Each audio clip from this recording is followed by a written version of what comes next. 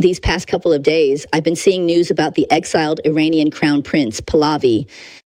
He held 2 press conferences in Europe. Then, after the press conferences, he came back and recorded a video to release. I honestly find it truly baffling. He said that at the 2 press conferences he held in Europe, out of 150 journalists, not a single one asked him about what you just mentioned. In January, 40,000 Iranians were massacred, and even at the scene, there were people, parents and sons, who were killed in the massacre, and they were already prepared to accept it.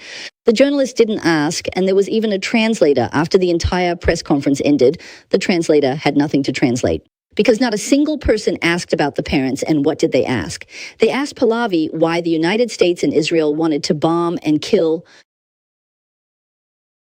Khamenei basically said, why do the United States and Israel want to attack Iran, considering this to be an illegal war?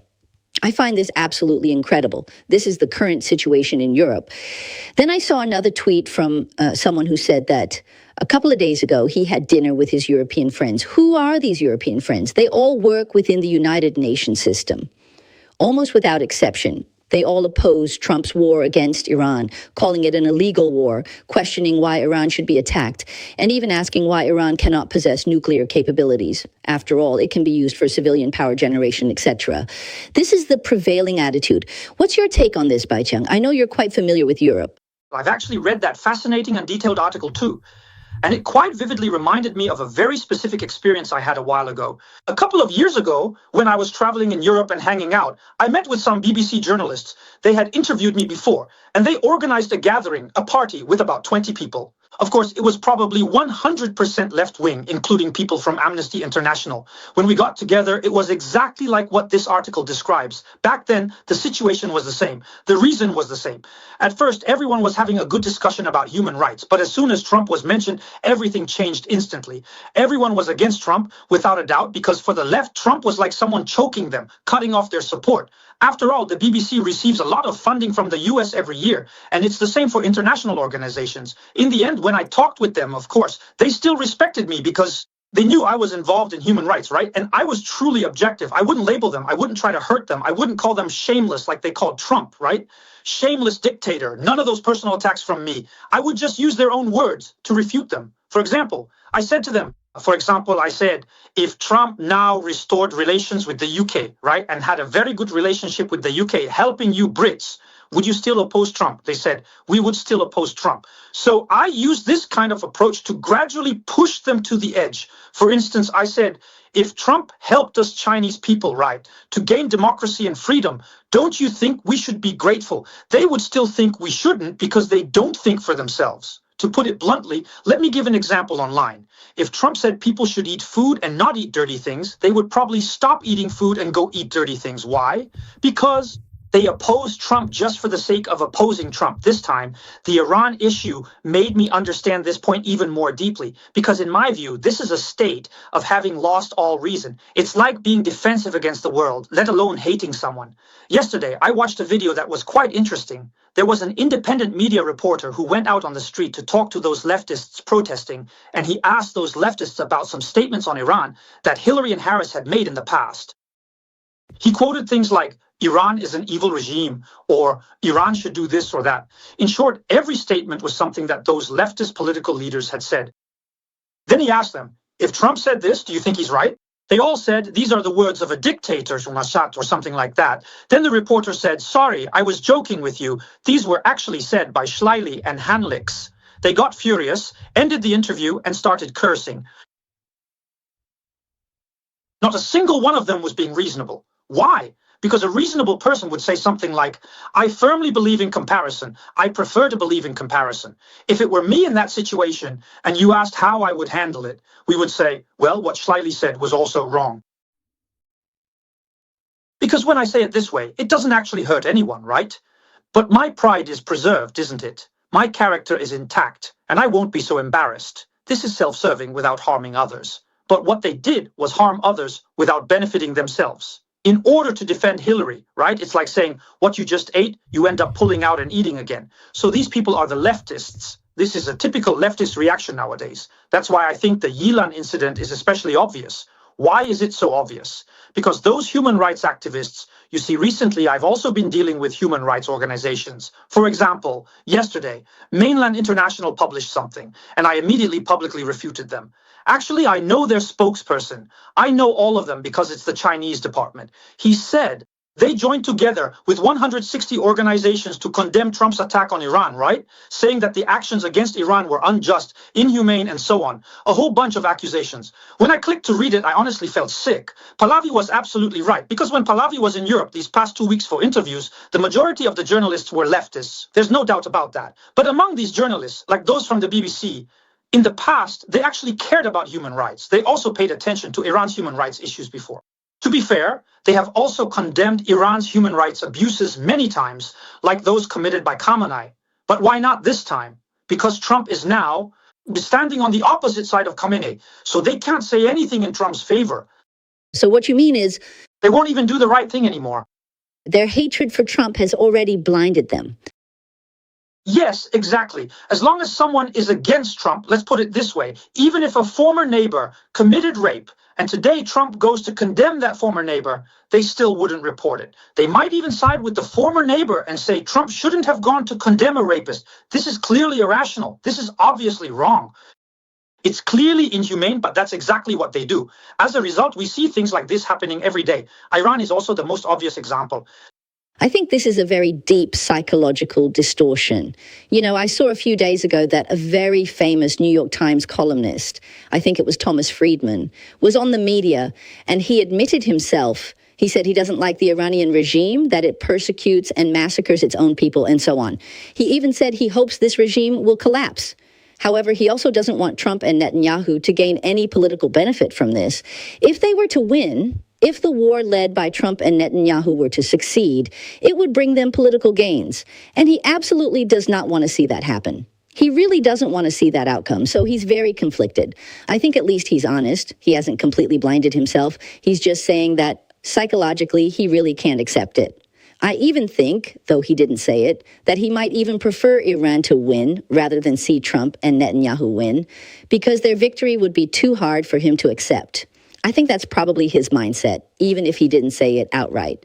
But for many people, they may not even condemn Iran anymore, because their hatred for Trump outweighs everything else. This is a very interesting psychological phenomenon for him. It's a completely irrational behavior. It's a bit like if someone is stabbing you with a knife and another person steps in to stop them or defeats the person stabbing you. But because you hate that person so much, you'd rather be stabbed than let the person who saved you receive any applause. Because if he subdues the attacker, he'll get applause, right? So you refuse to let him be the hero. You'd rather be stabbed to death yourself. There are a lot of people like this now. It's the same in America. Many American leftists would rather see their own country destroyed than let Trump succeed. Why do you think that is? This is exactly the point. This is a typical example of brainwashing. What does brainwashing mean? Now, I have an increasingly thorough understanding of this. Let me give you a very simple example. Back in 1992, I had a very good relationship with Liu Binyan. I discovered something very interesting at that time. Liu Binyan told me he thought highly of me and would have in-depth conversations with me. Once he said, "Xiaotang, there's something I feel very conflicted about." He said, "Every day, the media I see talks about how corrupt and bad the Communist Party is, but everyone around me says how good the Communist Party is because the people around me." He was a visiting scholar at Princeton University, and the people around him were all there to visit him. The people around him, right, were all international students, all Princeton University students. Think about it. These are people wealthier than those at Columbia or even Harvard. It's an elite school. So, of course, those people were 100% connected to the Chinese Communist Party. So he believed them. Maybe at first, when one person told him he didn't believe it, when 10 people told him he still didn't believe it. But eventually, when 100 people all said the same thing, that the CCP's reforms were making China better and better, he started to waver. So he abandoned his own correct judgment, the judgment he had formed from the media and from his own life experiences. He started to deny it, so he began to feel conflicted and torn inside. This is what brainwashing is. Those 100 people successfully brainwashed him. So even when you see it with your own eyes, right, you might still not believe it. That's why, for example, this current Iran war with the United States is a typical case. Most Chinese people think that Iran has already gotten big, already numb to it, but most Chinese people also know that the United States is actually hiding something. So what does it mean that the United States is actually hiding something? The US military's losses are very small, right? In total, only a dozen or so people have died so far. The US has only lost a few aircraft, right? Some of them were even shot down by their own friendly fire. The US Navy hasn't suffered any losses at all, right? Meanwhile, Iran's Navy has been completely wiped out, right? 70 to 80% of Iran's missiles are gone, right? And Iran has suffered heavy casualties. So many people and all these facts, yet they don't even know about them. But it's those Chinese Communist Party media outlets. Every day they keep saying Iran has totally won. Iran has totally won. Can Iran celebrate its victory? So they just ignore all the facts and keep saying Iran has won. So this is what's called brainwashing. Brainwashing. Let me give you an extreme example, which is even more interesting. What is it? Just a few days ago, I mentioned this on Twitter because in Japan, there was a group of people, right? The leftists were protesting, and it was the largest leftist gathering in history. They said there were 30 or 40,000 people. I was really shocked. That's about the same number of votes the mayor of Kaohsiung got in a single election. 30 or 40,000 people were demanding his resignation for supporting Trump's war, wanting him to step down and take responsibility. I asked Zai if the mayor actually participated in this war. He wrote a long explanation saying the final decision was mainly to resolve it through diplomatic means, right? And not by sending troops. I said, if that's considered participating in the war, then which country hasn't participated? Then he said, for example, Russia, China, and India, mainly these three countries. I was so angry, I raised my voice at him. I said, the CCP, right? Now it's been revealed that they've given them weapons and so many other things, right? And all of that is fact. And you still say they haven't participated in this war, right? That they're neutral, like a saint. They haven't done anything, right? Just because they said a few words this time, you say they're involved. He said, your logic is very rigorous, isn't it? I've been convinced by you. But then what? What's the reason? Because this AI has also been brainwashed. What has the AI been brainwashed by? Big data. For example, if the CCP keeps saying that capitalists are involved, that they're participating in this war, then of course the AI will believe that they're involved in this war because it has absolutely no ability to judge the content. It only makes decisions based on data, right? So think about it. Even AI with its computational power and logical capabilities is incredibly strong. No human being's logical thinking ability can surpass that of AI. Because AI is the sum total of all human intelligence. So if you give it a math problem, right, even if you add up all of humanity, something humans couldn't solve in 10,000 years, it can solve in a second. That's its logical thinking ability, right? Because it's the sum of all intelligence, but it can still be brainwashed. So on this point, we need to boldly and confidently tell others. That's why I now feel that what we're doing is very sacred, right? Our mission is truly sacred because every word we say will eventually be input into it. Everything that goes into that AI will become part of humanity. This Earth, right, it's a data point of Earth's civilization. And our words, for example, sometimes when I'm on Twitter, if an article has 1 or 2 million classics, right, it could rival, say, the massive amount of things produced by the CCP or the things created by the Uyghurs, right? That's why we have to keep spreading these things, these important pieces of information. So Americans now, for example, the opposition to illegal immigration is a typical example. Opposing illegal immigration means anything that's not illegal immigration or related to illegal immigration. Any family member with a bit of sense would know that such a large scale, right? Illegal immigration into the United States is definitely a huge issue for America. It's a matter of benefit, right? It's just a question of more or less benefit because there are issues of public security, social and legal problems, and also social welfare issues, right? And so on and so forth. These are all problems for those of us who are already here, right? Let's not talk about grand principles or moral capacity for now, right? Just for us, it's like in your own home, right? Usually if a few poor people come, from a moral standpoint, we should help a few poor people. But from the perspective of practical interests, it's definitely not good for you. You can't just break in. You can line up at the door and I'll review you. Then, according to my standards, if you meet the criteria, you can come in. You can, but you can't break in, right? That's basic. Right? Or even, how should I put it? Even if we really need laborers, you could say, as long as you're willing to register, right? Then we'll let you in. That's fine too. That is to say, you can only come in after registering, right? So no matter what, this is the current approach. It's obviously wrong, right? I don't even need to say more about how wrong it is, right? Including cheating on exams, right? If you say that those who cheat on exams can get away with it, then it's simple, isn't it? Then there's no need to have an exam system at all. It's like when I was studying at various universities, we had open book exams, right? You could take the exam home, do it yourself, copy however you wanted. As long as you completed it, that was enough. Well, this is also fair. You do it this way, I do it this way. When you take the exam to get into the institute, you have to follow the rules, right? You're not allowed to let people who don't follow the rules peek, right? But if you let those who don't follow the rules cheat, then for those who do follow the rules, it's unfair. It's the same with us. People like us, right? If we want to immigrate, newcomers want to immigrate, we have to wait in line, wait for more than 10 years, right? And then those who sneak in illegally, you just let them in so easily. Aren't you encouraging us to break the law in that way? Then where is the dignity of American law? But what am I really trying to say here? It's because the media, the left-wing media, brainwashes people every day. Now, if you go out on the street and ask 10 people, 8 of them hate CESA. That is correct, and exactly what we were looking for. Protect our homeland. And I've observed for a long time, even now, that guy Norm, right, has also been driven out. That's all because, as Pfizer said, the reputation was just too big. SAE is actually about taking action. Look at them, being insulted like that every day, being attacked like that every day. If you insulted and attacked law enforcement officers like that in America, in New York, at the NYPD, they would have arrested you a long time ago and pinned you to the ground. Because on the contrary, they were enforcing the law. But those people, even when they wore masks in the end, they were still attacked. People say they wear masks because they're ashamed or have something to hide, but it's actually because their instinct is to protect themselves. Because this country has become lawless. Even when enforcing the law, they have to wear masks now. It wasn't his original intention, but he was attacked as well. So why do people make such foolish judgments? I've debated this with many people, and in the end, everyone who debated with me said they needed to rethink it. This issue even includes human rights organizations. Because up until now, only one person was shot and killed, and that was the shooter. That person was later dug up. He had previously been seriously injured, beaten, and hit, resulting in severe injuries. So he had this instinctive fear, right? And this instinctive reaction. So this reaction of his is completely natural and justified.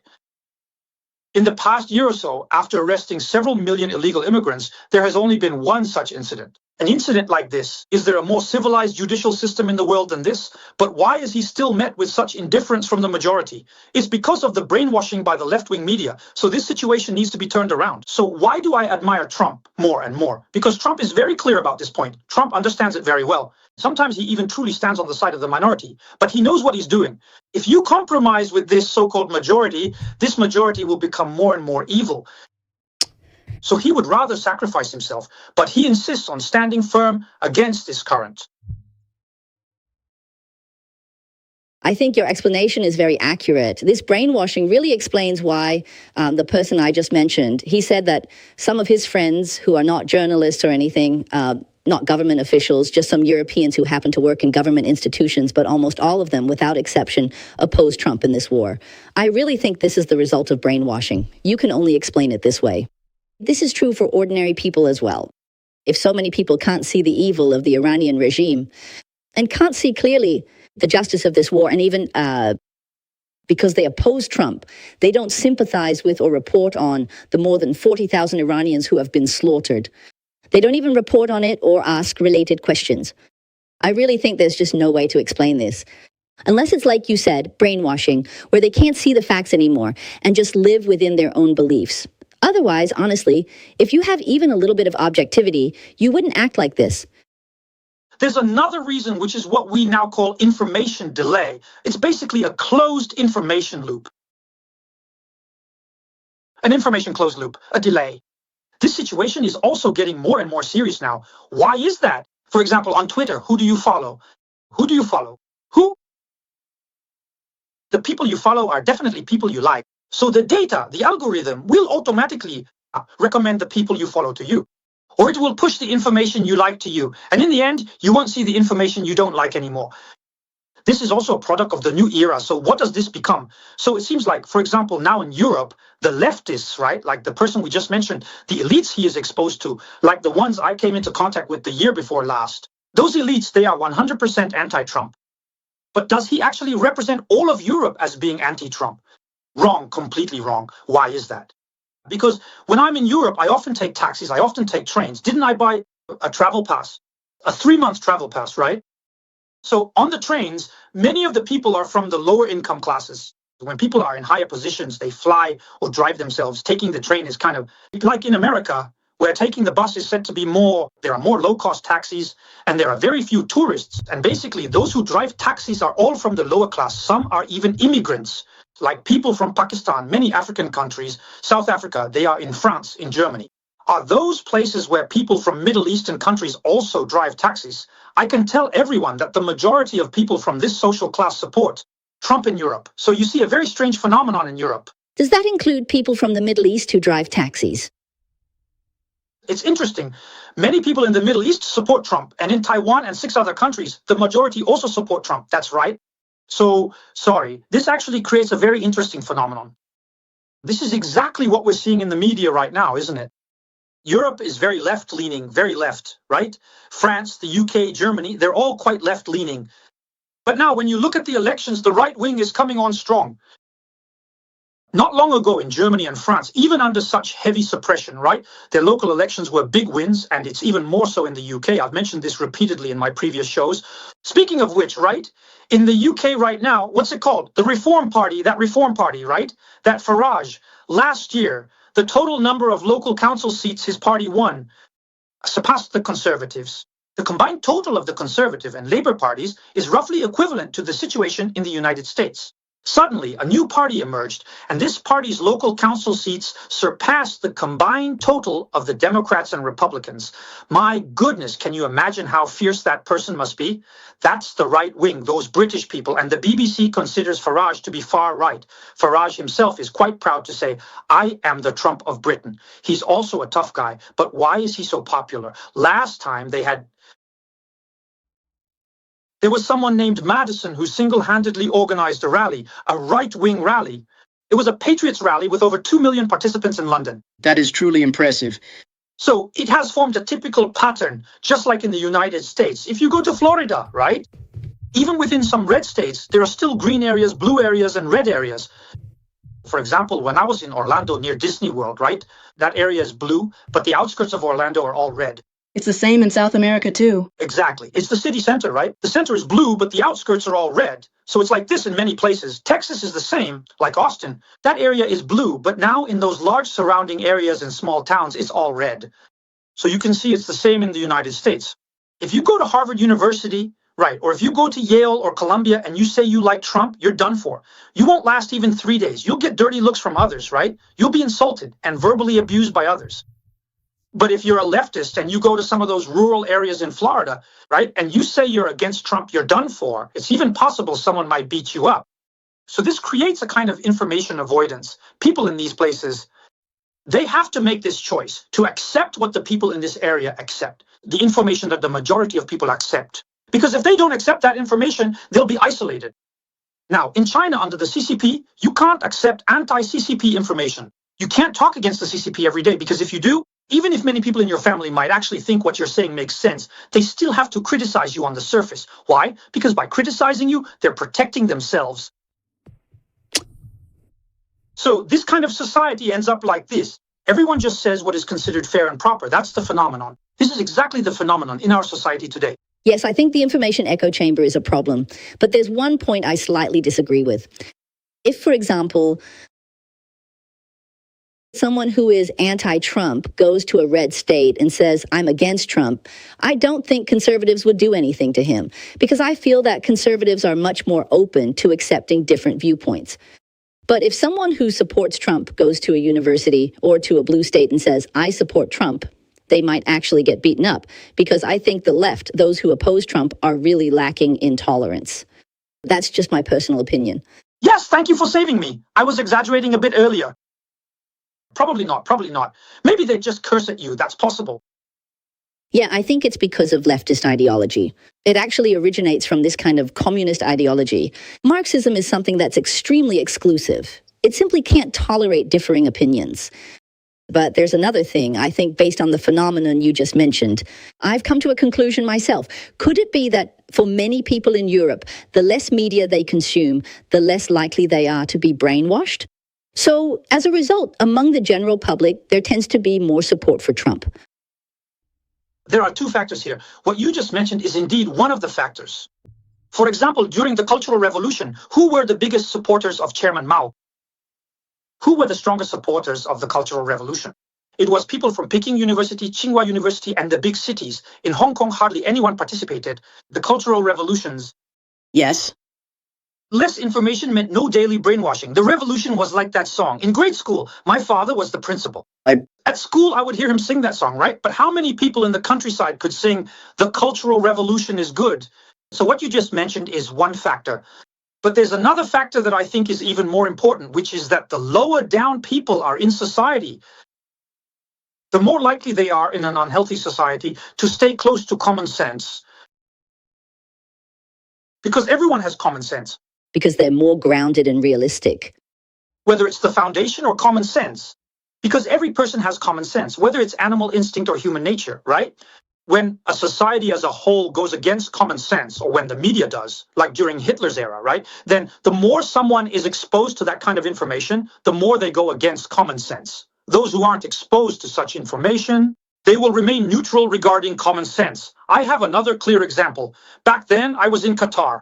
There was a professor in society named Sima Jin. He was also Han and Shuijia. Once he went to China for a visit, just as a tourist. After he came back, he said something to me, and of course, I was very shocked. He sent me an email and said, "Xiaotan, this trip back was very rewarding for me." He said, "What was my biggest gain?" He said, "In China, there is still hope." He said, "This country still has hope because he also supports us, right? Opposing the Chinese government." He said, "There is still hope." Why is that? Because he went to the Northeast, went to Beijing, right? Of course, he had to go to Beijing as well. He met many kind people. As Dulacey's nephew and president of the Dulacey Foundation, the CCP watched him closely. That's why at Peking and Tsinghua universities, he said, among many high-level people, he said those people who interacted with him, he found them extremely repulsive. Those people, because those people either wanted to curry favor with him for future opportunities, like getting visas or becoming visiting scholars, or they wanted to send their children abroad, right? Or maybe they just wanted to ingratiate themselves with him for no clear reason. They were all hypocritical. But later on, he went to the Northeast to connect with the underground church because he was investigating the underground church. That was the purpose of his trip. He said those people would serve lavish meals, bringing out the best things from their homes to entertain them.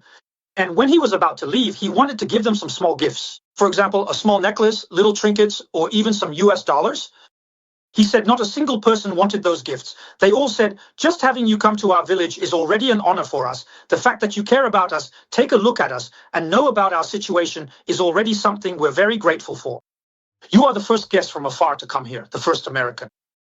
Then he said that these people represent the hope that still exists in China, and also the hope in people's hearts, those people. But ironically, they are the ones who have the least, who have nothing at all. The ones who are uneducated, the people at the very bottom, are actually less polluted by outside influences. So now the greatest hope in this world lies with those who are rarely noticed. It's very important now to even refuse to watch leftist media, just like in China, refusing to watch CCTV, refusing to watch the news broadcast, refusing to... If you stop watching the mainstream media, you don't even need to watch us yet. Just refuse to watch them first, and you'll start to regain common sense and human nature. Then it will be much easier for you to access our information, because after all, we are always sincere in preserving human nature. So why is it that so many people, especially those from the Chinese Communist Party, as soon as they interact with us, are so easily influenced by us? Because once that layer of fog in their minds is pierced, it's like suddenly waking up from a heavy mist, because we share the same human nature. So I think this is very important right now. But what is the good news at the moment? Because now the majority of people who are guided by their true nature actually support this. Trump in Iran. I can also clearly feel this point in this war. Oh, do you feel like you can sense it on social media? It's really obvious because what's going on with social media now, for example, CNN, CNBC, and NBC, if you pay attention, whether it's on X or Facebook, you can see it. As a result, whether it's domestic media or their accounts, their view counts are extremely low. There is only one so-called mainstream media account, but in reality, it still stands on the side of the center-right, which is Fox News, leaning toward Trump. If you don't believe me, after your show is over, go take a look. X, especially X, is relatively fair because it doesn't block anything. Left-wing information, right? For example, the accounts from Hamas are still there, right? Even the Iranian Ministry of Foreign Affairs, the chief's account is still there too. So it's relatively fair, right? Everyone can be on there. Harris has an account and so does Obama, right? It's still very popular now. But if you compare it to those mainstream media, look at their click rates, just the viewership. How low has it gotten? I'm not being arrogant, but my view counts are far higher than CNN's. Right now, on average, I am basically getting well over 100 views every single day, and it is consistent. As for CNN, let me tell you, if you go check, their numbers are very low.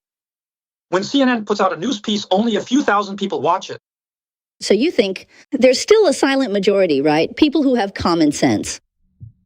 Otherwise, how could Trump have won the election? Even with such serious election fraud, he was still able to win. But the media you see, the Harvard University you see, those elites you see, just like this person mentioned earlier about the UK, what he said is correct.